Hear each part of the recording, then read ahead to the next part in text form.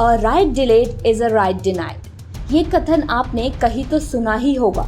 मानव अधिकारों को लेकर यह कुछ ऐसे कथनों में से एक है जिस पे परस्पर हर संबंध में उपयोग किया जाता है।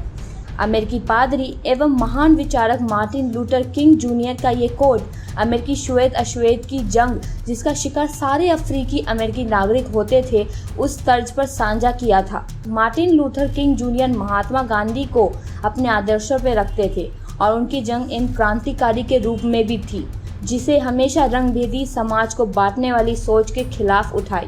समय की काया पलटी और लोगों ने जिस जगह भी अमानवीयता देखी इस कथन को सर्वोपरि रखा।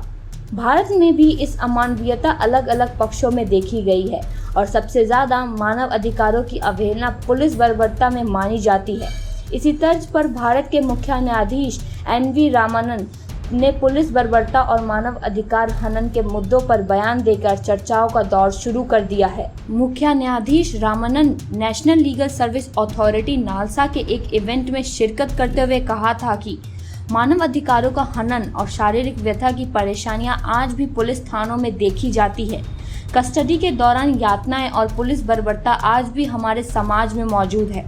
गिरफ्तार हुआ नागरिक संवैधानिक अधिकारों और व्यवस्था के बावजूद इन यातनाओं का शिकार बनता है क्योंकि उसे सही वक्त पर नागरिक सहयोग नहीं मिलता। उन्होंने आगे कहा कि सही न्यायिक सहायता इन शुरुआती लम्हों में यह सुनिश्चित करने का काम करती है कि एक दोषी अपने आप को सही रूप से बचा पाएगा या नहीं। मुख्य न्यायाधीश ने ब्रिटिश जमाने का उदाहरण देते हुए स्वतंत्रता संग्राम के समय की व्यापक व्यवस्था का जिक्र भी किया। उन्होंने बताया, उस समय न्यायिक हिरासत में लिए गए सेनानियों को कानूनिक विधिक सहायता बिना किसी शर्त या पैसों के लोग स्वैच्छिक रूप से मिलती थी। स्वैच्छिक रूप से सहायता किसी कुछ लोगों को उनकी यह बेबार कार्य का इनाम संविधान सभा के सदस्य के रूप में मिला था। सीजीआई ने इस बात पर जोर डाला कि सही न्यायिक सहायता सही समय पर दोषियों को मिलना अनिवार्य है। मुख्य न्यायाधीश की यह बात सही भी है। नेशनल क्राइम रिकॉर्ड्स ब्यूरो के इन आंकड़ों पर जरा गौर कीजिए। 2019 में पुलिस कस्टडी के दौरान मौतों का आंकड़ा 53 रहा जिन्हें रिमांड में नहीं लिया गया था। इनमें तमिलनाडु और महाराष्ट्र 11 और 9 मौतों में शीर्ष और दूसरे स्थान पर रहे।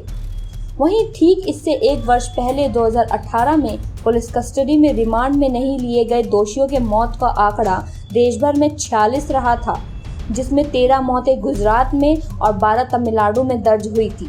तो मुख्य न्यायाधीश एन.वी. रामा ने बात तो सही की है और अपने तरफ से कुछ बदलावों की दलील रखी है। देखने वाली बात यह है कि लोग आज मानव अधिकारों को लेकर चिंतित होते हैं कि नहीं, क्योंकि कुछ लोगों के अनुसार तो ये सब एक बहाने से बढ़कर कुछ और नहीं है।